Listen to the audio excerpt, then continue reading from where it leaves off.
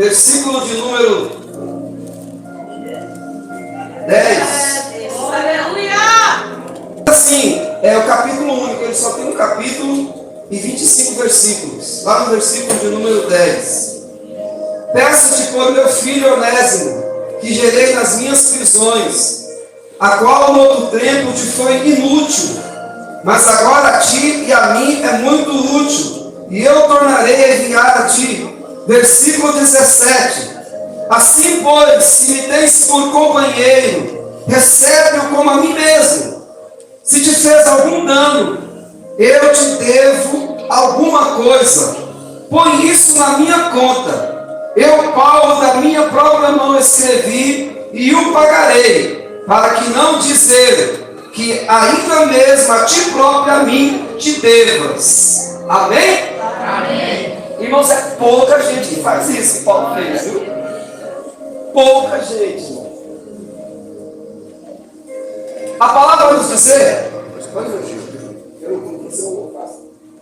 a palavra vai nos dizer nessa noite que lá esse fato ocorreu em 60 depois de Cristo. O apóstolo Paulo, ele estava preso em Roma, na sua primeira prisão. Ele estava na prisão domiciliar. E anteriormente a isso, o apóstolo Paulo, quando ele estava na sua viagem missionária na cidade de Éfeso, ele chegou ao conhecimento de Filemão. E aí, por ele conhecer Filemão acabou se convertendo ao Evangelho. E Filemão era um homem que tinha muitos escravos ao seu serviço. E aí Filemão chegou ao conhecimento do Evangelho e voltou para a sua cidade, Colosso. E a Bíblia diz que o apóstolo Paulo estabelece uma congregação na cidade de Colosso. E ele coloca lá Epáfras, se não me engano, e ele estabelece uma congregação naquela época lá. Não era que nem nos dias de hoje, que a gente pegava um terreno ou alugava um salão e fazia uma igreja. Começava no culto no lar, e aí a Bíblia diz que se estabeleceu, se a gente vê em Colossenses, vai falar que se estabeleceu na casa de Filemão uma congregação, e aí ele se converte ao Senhor. E não sei por qual motivo Onésimo se desentende com o seu Senhor. Onésimo, ele era escravo de Filemão. E aí alguns historiadores dizem que ele rouba algumas coisas de Filemão e foge para Roma. Quando ele foge para Roma, alguns dizem que ele vai até Paulo. Eu não sei se ele sabia da comunhão que Paulo tinha com Filemão. Ele chega e suplica a Paulo perdão, e a Bíblia diz que Paulo ama Onésimo de tal maneira que ele trata ele como filho e como irmão amado da sua alma. E a Bíblia diz que Paulo tem uma comunhão tão grande com ele. Está com ele Barnabé, está com ele Marcos, está com ele alguns outros, Aristarco. E a Bíblia diz que Paulo fala assim: eu tenho tanto amor para contigo, Onésimo, mas eu quero que você volte para a sua casa. Eu vou mandar mensagem para Filemão, eu vou falar acerca que você se converteu ao Senhor de verdade, que você é uma nova criatura, para que ele te aceite não mais como escravo, mas agora como filho, porque você é uma pessoa que se arrependeu e se converteu.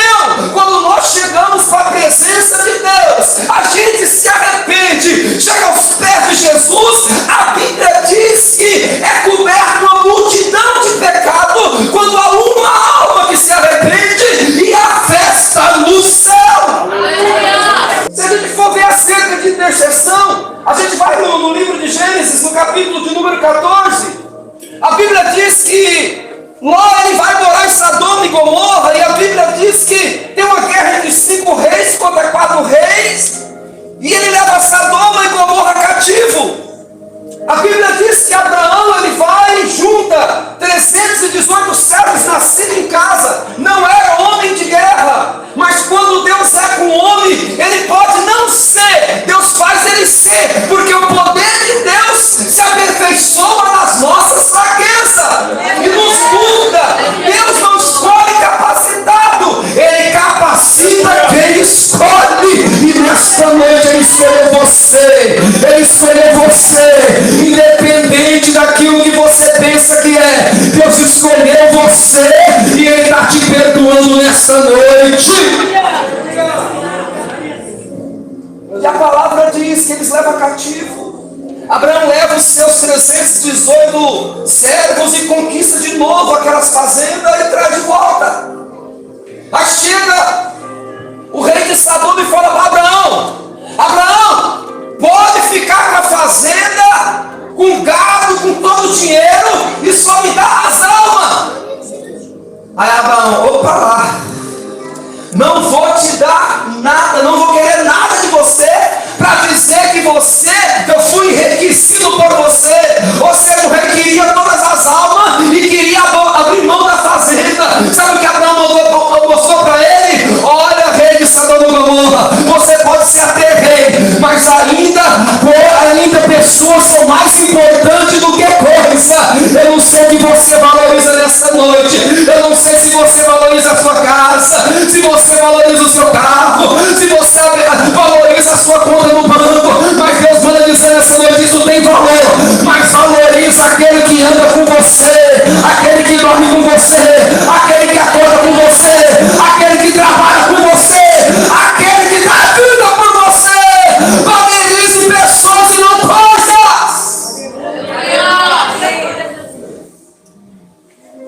Aí a Bíblia diz que no capítulo de número 18, Deus vai destruir Sodoma e Gomorra.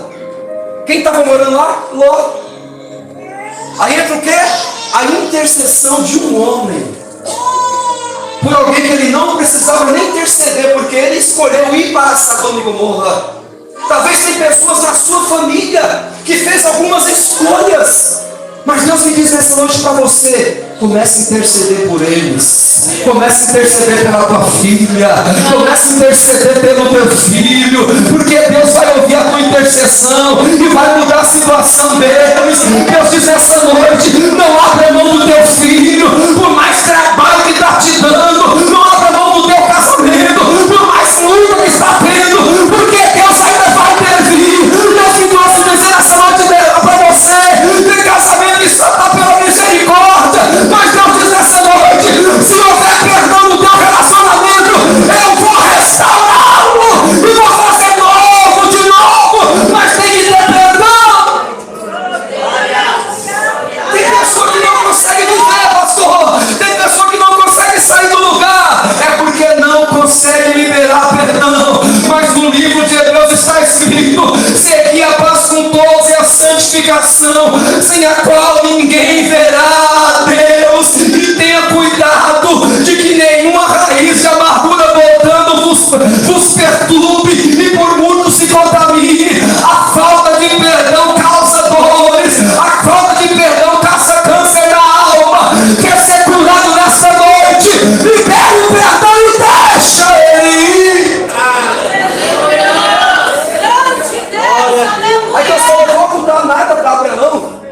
Ele há de ser uma grande nação, não vou ocultar nada.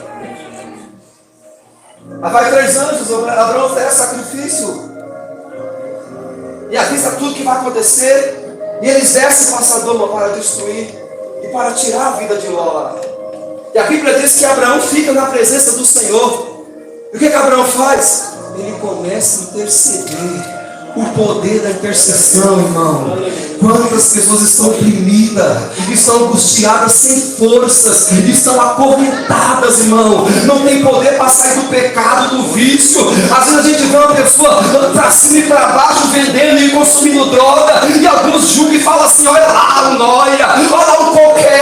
Mas é uma luta para tentar sair das drogas. Eu já preguei algumas cartas de recuperação, inclusive tem uma perto aqui de nós, ali no Monte Moriá. Quando eles chegam de abstinência, eles têm convulsão pelo desejo das drogas. Então nessa noite vamos interceder, porque Deus tem poder para sarar, Deus tem poder para curar. Sabe qual é o intuito de tudo de missão?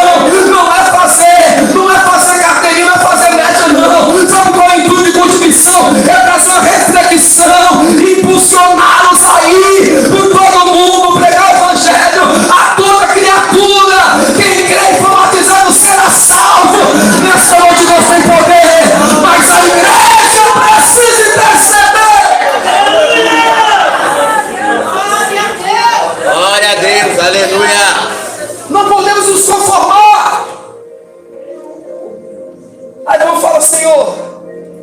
permita.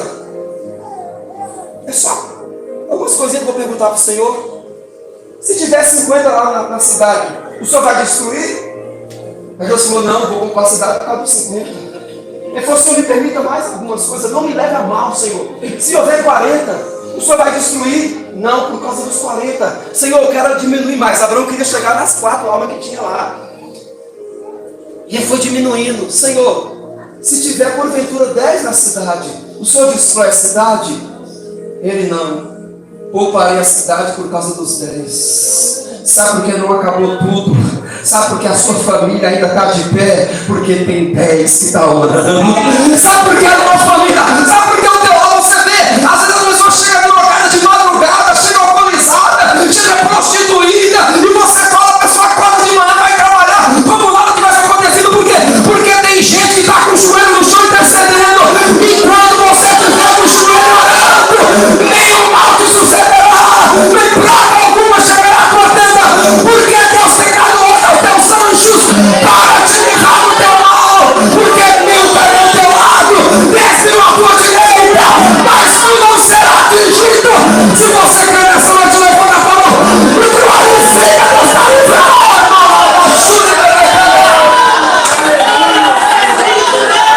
Se tiver algum de joelho no chão, a tua casa não vai cair. Se tiver algum joelho na tua casa, a tua casa não vai cair. Glória a Deus, aleluia. Aleluia. Aleluia. Você pode glorificar o Senhor. Não desista da sua família. Não pare de interceder, Deus vai salvar ela. Duas coisas aconteceriam com um criminoso que foge do seu senhor, um escravo: prisão ou morte. Se Onésimo não vai suplicar Paulo, se ele voltasse sem falar com Paulo, se tivesse alguém intercedendo por ele, quando ele chegasse em Filemão, ou ele ia preso pela lei de Roma, ou ele seria assassinado, porque ele era um escravo e ele não poderia fugir do seu senhor. Só que a diferença é que aquele escravo não era mais escravo, era ex-escravo. Quando alguém olhar para você e apontar o teu passado, você pode levantar a mão e falar assim: ex.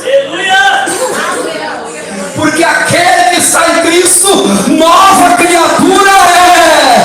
As coisas velhas passaram e eis que tudo se fez novo.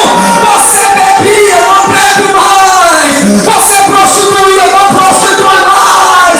Você adulterava, não adultera mais. Você usava droga, não usa mais.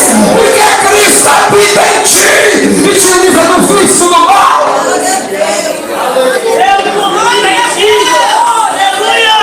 Aleluia!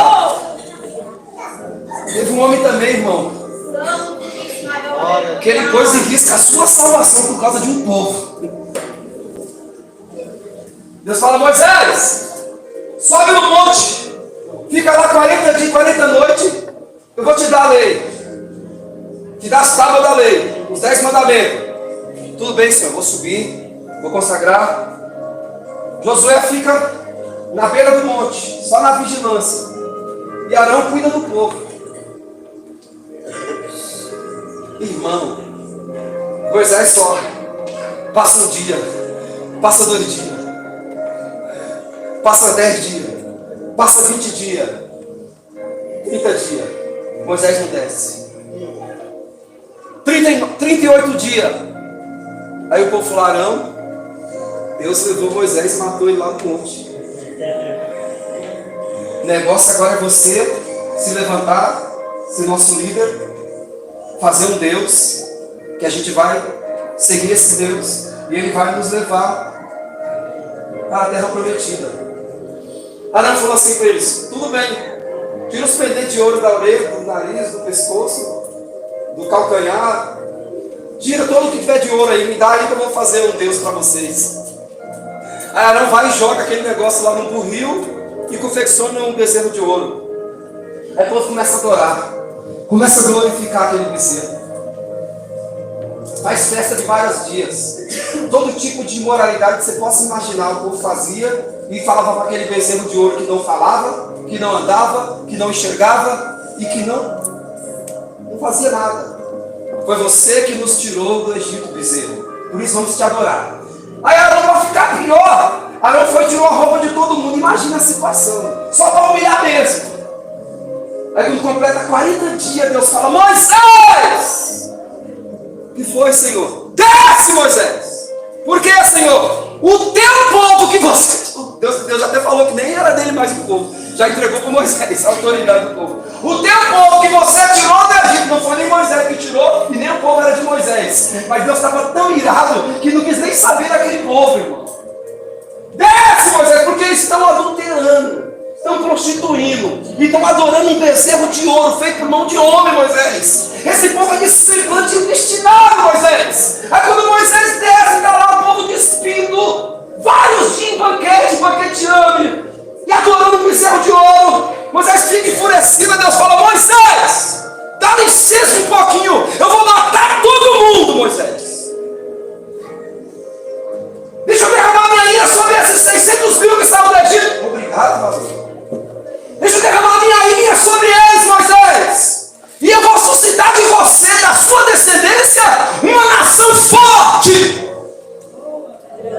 Aí Moisés podia se engrandecer e falar assim: meus filhos vai ser a herança, mata essa cambada aí.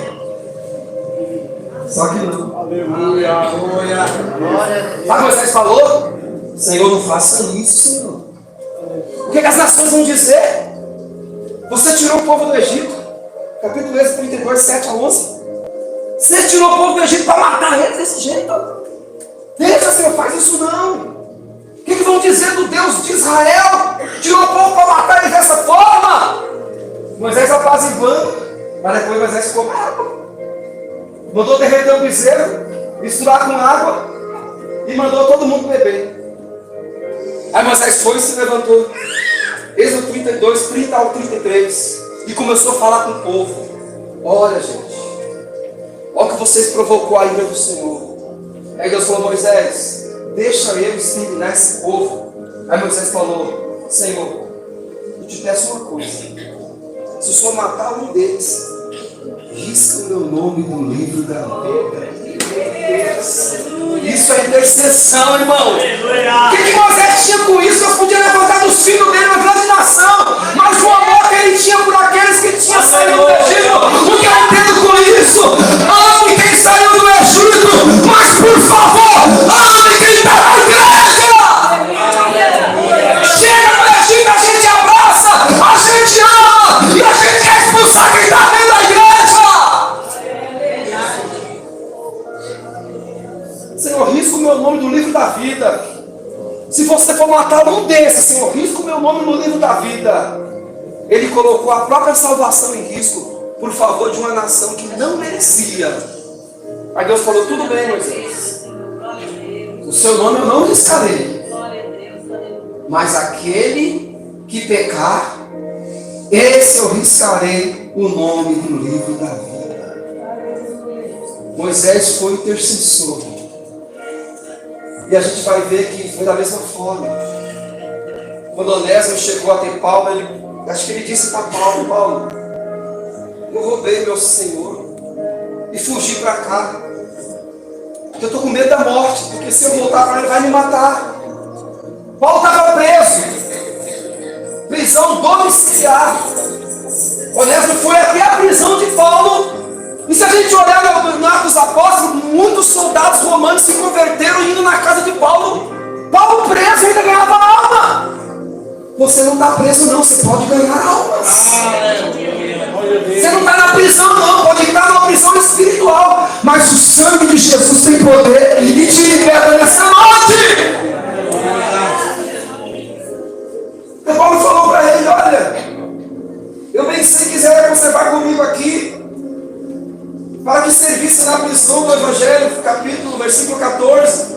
Mas nada quis fazer sem o teu parecer, para que o teu benefício não fosse como por força, mas como voluntariamente. Irmão, Paulo, sabe quem era Paulo? Era apóstolo. Ele poderia dar uma carteirada que nem diz hoje e falar assim: olha, Filemão, você sabe quem sou eu, né? Sou pastor setorial.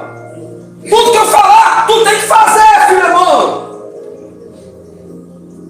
Ele falou: eu sei que eu sou apóstolo, mas eu estou te pedindo pelo amor que nós temos, pela comunhão que nós temos. Se eu quiser, ele falou ainda mais, se eu quiser usar de outra maneira, se eu te obrigar, você tem que fazer porque eu sou acima de você. Não, mas eu estou pedindo voluntariamente, porque eu tenho um amor tão grande por Onésimo. Se eu quisesse, eu queria que ele ficasse aqui comigo, mas ele precisa voltar para reatar a aliança com você.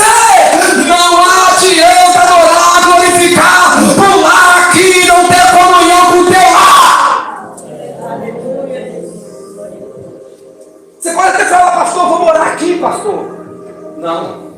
Volta lá na sua casa, acerta lá e volta aqui e adora a Deus. Conserta o altar de lá primeiro para depois pregar aqui, depois adorar aqui, depois glorificar aqui. Paulo falou: eu quero que ele fique comigo, porque outrora a tia ele era inútil. Sabe o que significa, Filemão? Útil.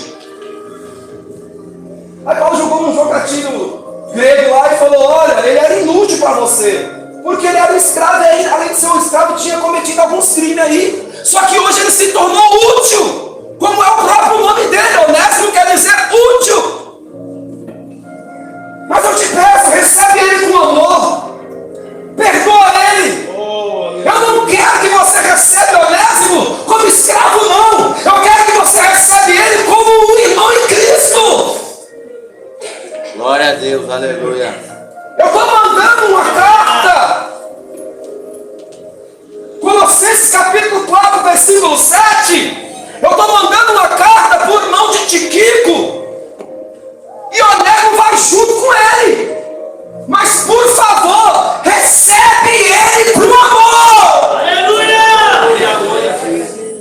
Se ele te fez alguma coisa, fica tranquilo. Coloca na minha conta, porque eu vou pagar. Lembra dos bons samaritanos? Sacerdote passou de lado vendo o homem caído. O levita passou de lado vendo o homem caído.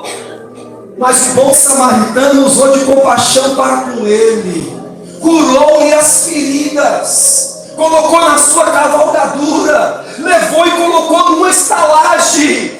E quando ele chegou lá, ele pagou a diária daquele homem e falou: olha, cuida dele, aplica azeite nas feridas dele, dá uma boa estadia para ele, dá um caldo forte para ele ficar bem, cuida dele, eu estou indo em viagem. E se caso ficar mais caro do que eu deixei aqui, eu vou voltar e vou pagar. Isso é um verdadeiro amor, irmão. A Bíblia diz que o amor lança fora todo medo. Aí Paulo enfim fala assim: olha, se ele fez algum dano, ou te deve alguma coisa, põe isso na minha conta. Eu da minha própria mão escrevi e o pagarei, para não te dizeres que ainda mesmo de ti próprio a mim deves. Sim, irmão, eu me regozijarei de ti no Senhor, e animo meu coração no Senhor. Ou seja, se você receber ele como irmão, o meu coração vai ser animado. Eu não quero mais que Onésimo seja escravo. Eu quero que ele seja irmão. Eu quero que ele seja livre. Isso é a virtude do Evangelho. O Evangelho nos tira da escravidão do pecado. O Evangelho nos tira da escravidão da prostituição. O Evangelho nos livra da escravidão da promiscuidade. A Bíblia diz que não há um justo sequer, porque todos pecaram, instituídos estão da glória de Deus. Mas a Bíblia vai dizer também que Deus prova o teu amor para conosco, em que Cristo Jesus morreu por nós na cruz, sendo nós ainda pecadores. Antes a gente pensar em ser crente, Ele já tinha morrido por mim, já tinha morrido por você.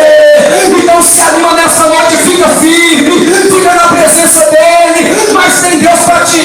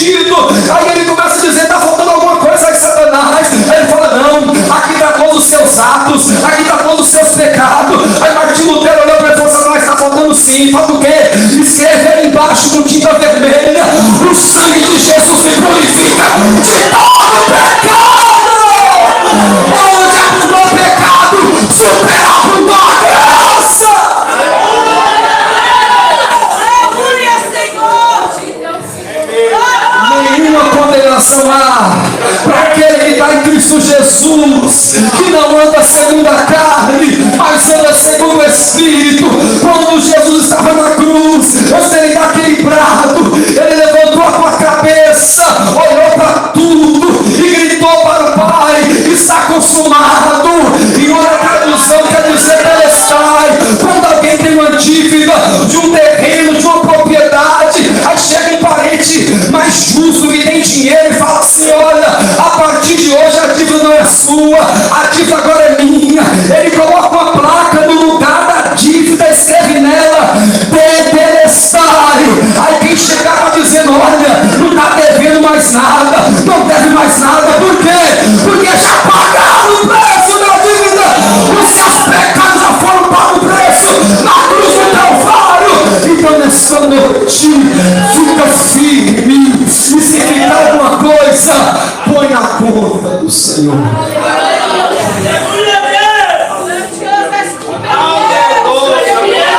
Você pode adorar o Senhor?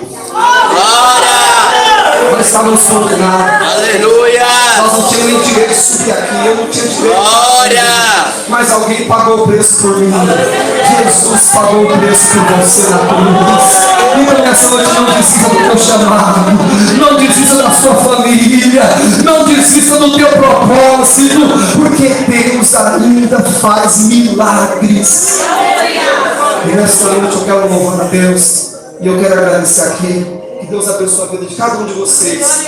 Fica firme e não deixe de estar na casa do Senhor. Deus abençoe.